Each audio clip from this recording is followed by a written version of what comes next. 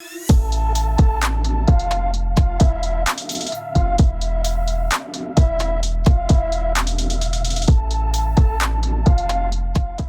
what's going on, Headliner Nation? Kyle back with the Fantasy Headliners. I've got your Week 13 Waiver Wire show ready to roll for you. Apologize it took so long, but I've been waiting to hear back on more information regarding Baltimore and Pittsburgh because I wanted to make sure that I included information in this video if it needed to be included.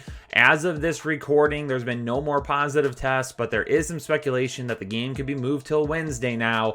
So I'm not really sure 100% what is going on with that game, again, as of this recording. But we'll continue to keep you updated here on the Fantasy Headliners. And we'll mention a couple of those guys in this video in case you're looking to potentially add them for next week. But just like last week, the waiver wire, I mean, it's pretty bare. I mean, it's more bare than Adam Gase's career win column. So there's not a whole lot there for you to be taking a look at this week.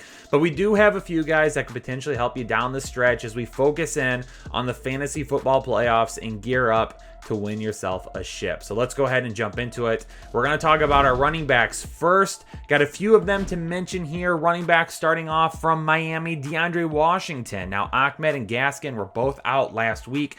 A lot of people were aboard Breida being the guy to lead the backfield, but DeAndre Washington is the one that received the most looks. He had 13 carries and he had 5 targets, only sitting at 0.1% ownership, going up against Cincinnati next week.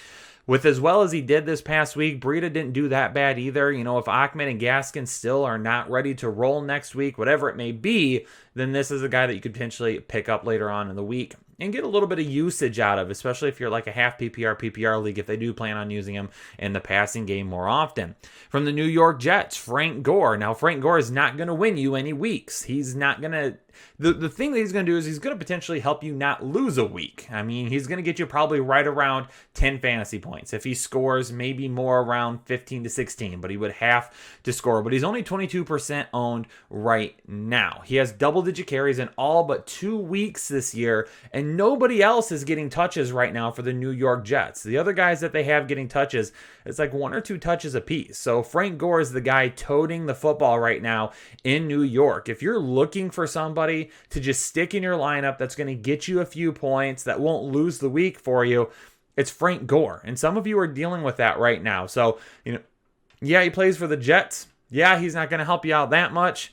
But heck, there are a lot worse options out there. And instead of taking a shot on somebody that might not work out at all, Frank Gore is actually a pretty safe pickup because he's going to get you a few points. Stick him in your lineup, and you're done with it. Ito Smith from Atlanta. Ito Smith outpacing Brian Hill this past week, which was kind of odd. Didn't see that coming, but Ito Smith became an Ito bit of a problem for Brian Hill. They get New Orleans this coming week, only 0.1% owned, so you're probably going to be able to get your hands on him. Everyone look towards Brian Hill, but a lot is going to depend on Todd Gurley throughout the week. Is he going to be ready to go this coming week? That is what we need to keep an eye on. And here's the thing too. Here's the thing to remember. Last week, they put up a pretty big lead on Las Vegas. So they didn't maybe have to rely on Brian Hill that much. And maybe that's why they went to Ito Smith a little bit more. So that's something to keep in mind as you're looking at this. But he went 1265 with a touchdown on the ground. And then he had 5 targets, 4 receptions, 10 yards through the air. Will Gurley be back? If not, going up against New Orleans, maybe Ito Smith is the guy that they turn to once again because of how well he performed this past week. Latavius Murray from New Orleans, 28.6% owned, going up against Atlanta. Last week, basically no Alvin Kamara. And probably a majority of that is contributed to playing a Denver team that had a guy playing quarterback that had not played quarterback since college. And that was a mess all in its own. So for New Orleans, they were probably looking at, hey, how do we get out of this week with a win and not losing a guy that could be a difference maker for us come the playoffs? So don't bail on Alvin Kamara right now. And don't read too much into last week's performance. But over the last couple of weeks, Latavius Murray does have 32 carries. He went 124 on 18 carries last week. But again, that game was out of hand, and they may have wanted to save Kamara. But going up against Atlanta, Atlanta's been a lot better. Since they fired Bob Quinn and they've moved things around and shuffled things around, that defense has been a lot better. I don't expect New Orleans to blow out Atlanta by any means, especially if they decide to go with Taysom Hill again at quarterback. And we'll talk about that part a little bit later on in this video. But Latavius Murray, if he's out there, you go at him this week. That's a good pickup for you because I think, once again, you're probably going to see him anywhere between 12 and 14 carries next week. And if he's running well on the ground, again, a guy that could be very close to double-digit points for you, especially if he were to score. And with Taysom Hill under center, the last couple of weeks has been Taysom Hill, it's been Alvin Kamara, it's been Latavius Murray leading the way with double-digit carries. Same thing could happen again this week. Gus Edwards from Baltimore, and again, as I mentioned at the beginning of this video, we don't know what's going on with Baltimore and Pittsburgh at this moment. There has been talk that they're going to push it back to Wednesday. They basically have been given the go-ahead to play on Tuesday evening, but the players are having some hesitations about wanting to go do that. So there's a chance that they push it back to Wednesday. We'll see what happens. But next week, when we do get it next week, week 13, they will get Dallas. And Gus Edwards only 26.6% owned right now. And Ingram and Dobbins, would they be back next week? We don't know that as of yet. Okay. With some of the COVID protocols, they could end up missing again depending on when they tested positive the first time. And Dobbins and Ingram were a little bit earlier in the testing process, and I'm not sure when their dates will line up correctly. But it's still a good idea to keep an eye on Gus Edwards going up against Dallas if he's the lead back again. Justice Hill, in PPR leagues, you could also throw him out there. But without seeing how they're going to be utilized against Pittsburgh, it's really out of my hands to say how will this backfield be utilized. But the safe bet, the safe player will be Gus Edwards. Same thing kind of going for Benny Snell at this point. James Conner, we do know, however, will miss week 13. He was basically told because of when he tested positive, he's going to miss this game and he's going to miss next week as well. So he's not going to be back until week 14. So Benny Snell is still a good pickup at 19.9% owned going up against Washington.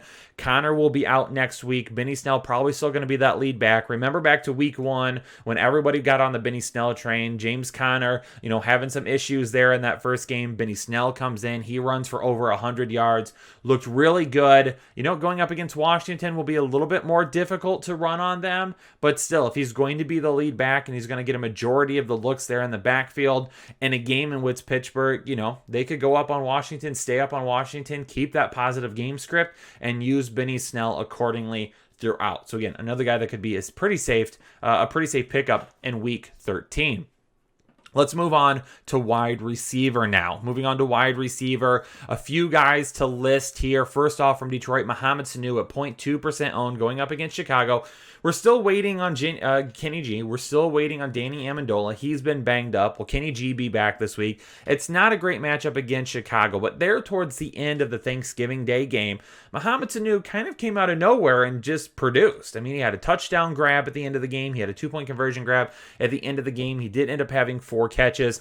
Maybe they do try to get this guy more involved. Mohamed Sanu still has it. The fact that he hasn't been able to catch on with anybody yet this year, to me, is kind of baffling. I'm not 100% sure why, but if you watch this guy play, he can still play. And you never know when Kenny G comes back, maybe with Kenny G on the outside, with Marvin Jones on the outside, maybe they look at Mohamed Sanu and say, this is a guy that we could play in the slot a lot more often. Maybe we see a few more 4 wide receiver sets. Maybe we see some 5 wide receiver sets. Who knows? We're going to have maybe a new offensive kind of philosophy this week. Maybe they're going to do some things that we haven't seen so far this year. So not a guy I'm running to add in Mohamed Sanu, but I am keeping an eye on him because of his usage there towards the end of the game.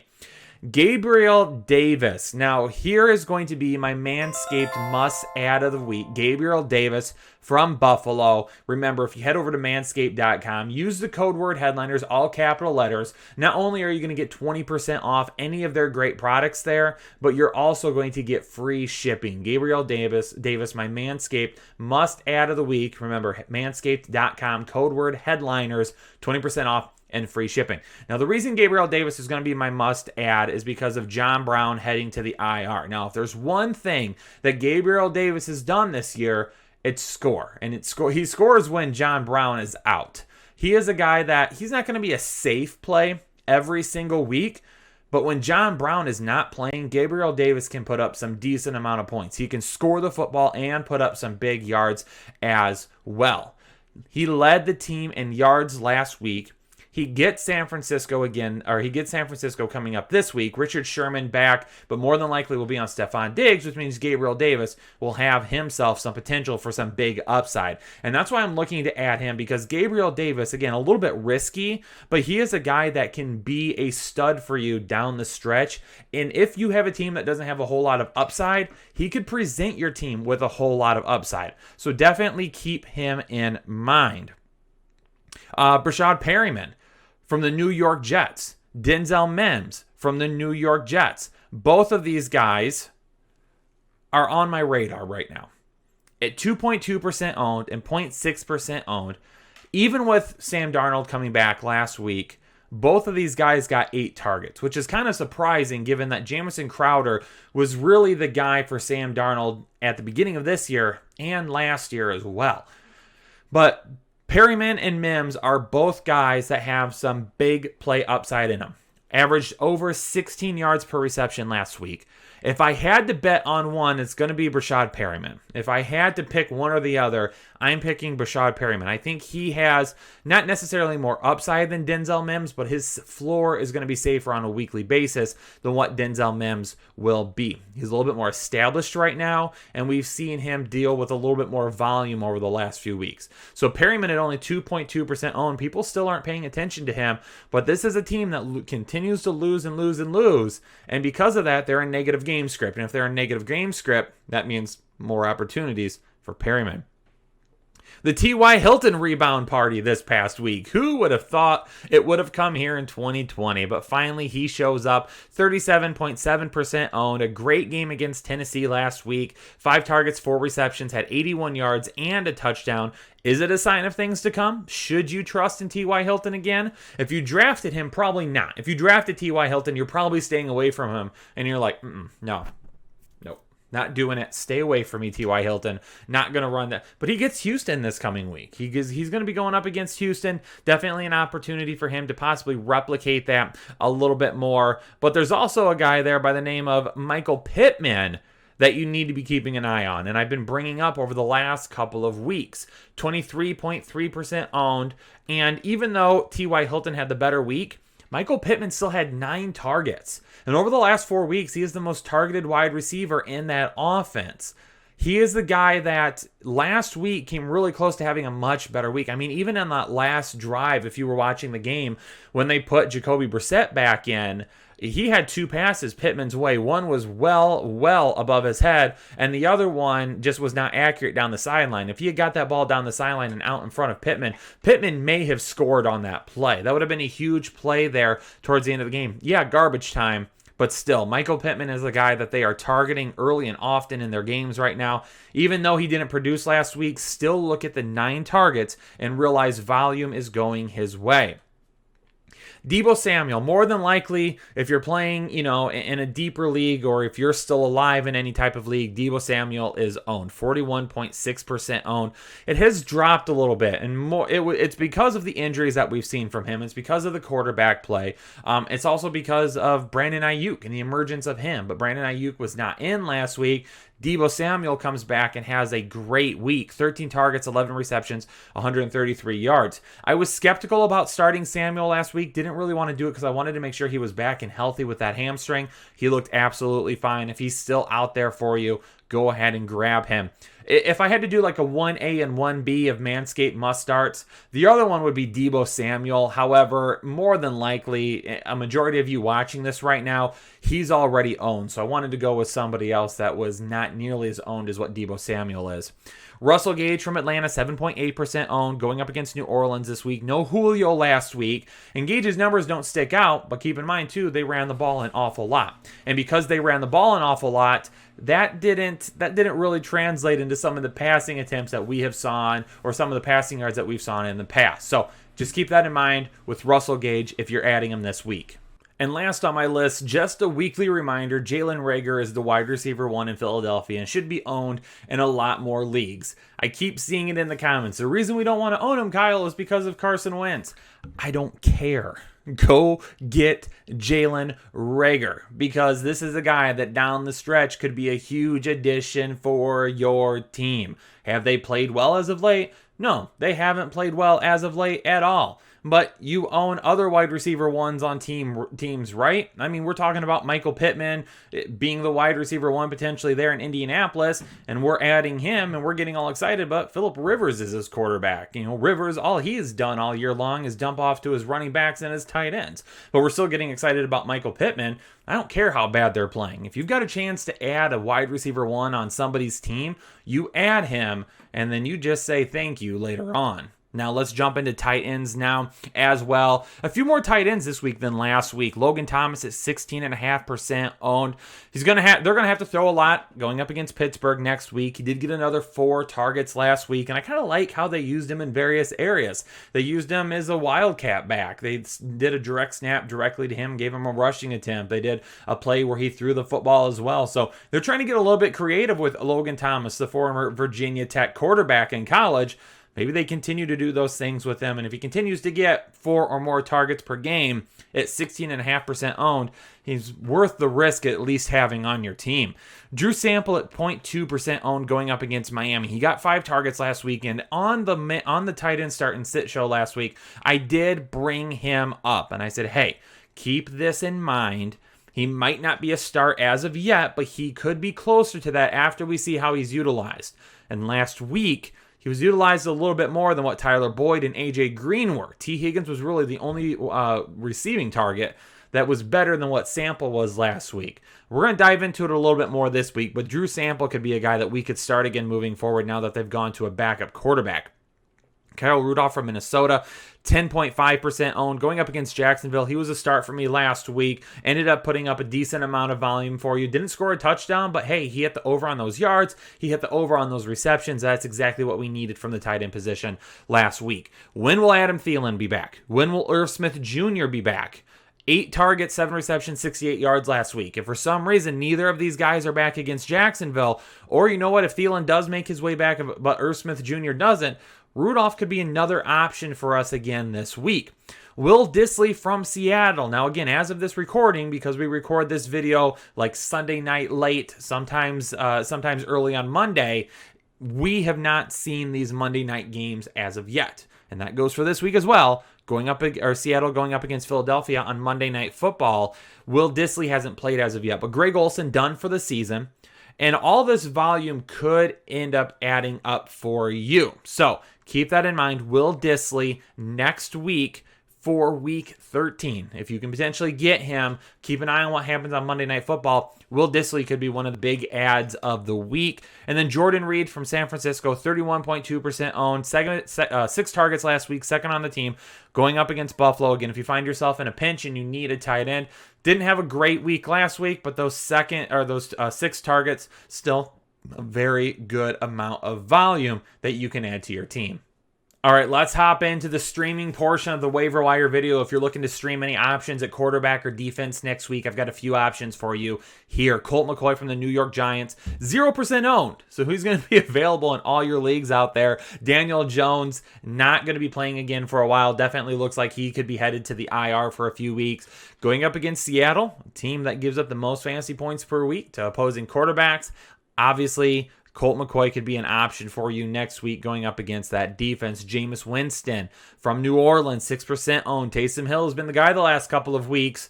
But if they get into a shootout with Atlanta and they're going to have to throw the ball a little bit more, Taysom Hill hasn't done a good job of that. He's running around on the ground just fine, but he's not doing very well in the passing game. Maybe they have to turn to Jameis Winston next week. We'll keep an eye on that throughout the week. Kirk Cousins from Minnesota. Jacksonville allows the 3rd most fantasy points per game to opposing quarterbacks. 21.7% owned for him. He's got the most upside out of any of these options here. And then Baker Mayfield is probably your safest play here at 14.3% owned going up against Tennessee, who allows the 5th most fantasy points per game to opposing quarterbacks. You know, Baker Mayfield hasn't done a whole lot over the last few weeks, but keep in mind, this is also a quarterback that has played in some of the worst weather for any team over the last few weeks. weeks. Finally got a decent day down in Jacksonville this last week and looked a lot better. Kind of back to himself, a little bit more dynamic in the passing game. Again, a guy that isn't really losing you any weeks right now. Yeah, he might not win a week for you, but he's definitely the safest option to stream this week. Now let's jump over the defense now and take a look at the two teams that I have. Not a whole lot next week that I'm really looking forward to streaming. For the Raiders, though, going up against the New York Jets, you know, the Raiders right now are coming off a whipping, all right? They got absolutely just torched by Atlanta last week. They're going to want to bounce back. John Gruden's going to have them ready to go going up against the Jets. The last thing you want to do is get blown out by Atlanta and then lose to the winless Jets. So Las Vegas, definitely an opportunity to bounce back against them. At only 4% owned, definitely a great option to stream because they're not going to be owned in a lot of leagues. For the Dallas Cowboys, they're going to get Baltimore next week. Now, this is a riskier play, but at 11% owned, we'll have to see how many players are back for Baltimore last week. If they're still going to be missing Lamar Jackson, Dobbins, Ingram, Snead, if they're still going to be missing a lot of their weapons, Dallas is going to have a little bit of a foot up on them going into this game, especially since it could be a very, very short week for Baltimore as well. If they play on Wednesday and then they have to turn around because their game is scheduled for Saturday right now, if they have to then turn around and try to play on Saturday too, or excuse me, on Monday, I'm sorry. It's a short game or it's a short week because they'll play on Wednesday, but then they'll have to turn around again and play on Monday. Okay, so that's a very short week for them, not Saturday, Monday. But if they have to turn around and try and play at that time and they're missing these guys, Dallas should be able to do some work against Baltimore with that defense. We saw it this past week on Thanksgiving. Definitely a team that can get into the backfield, that can cause some issues. They can make RG3 a little uncomfortable in the pocket if he's going to have to start for a second week in a row. There you have it, Headliner Nation. All my waiver wire options for you here in Week 13. Make sure you take a look at all these guys and potentially add them to your team through your fab bids or through your waiver wire claims. If you got any questions, leave them down in the comments below. We'll get to as many as possible. Hit that like button. If you appreciate the content, hit that like button for us. It's free, it's easy, and it helps the videos out a whole bunch, and we appreciate that. And as always, if you're new here to the Fantasy Headliners, hit that subscribe button and become a part of Headliner Nation today. Thanks so much, everybody, for tuning in. I'll catch you on the next episode of the Fantasy Headliners. Stay safe and stay healthy.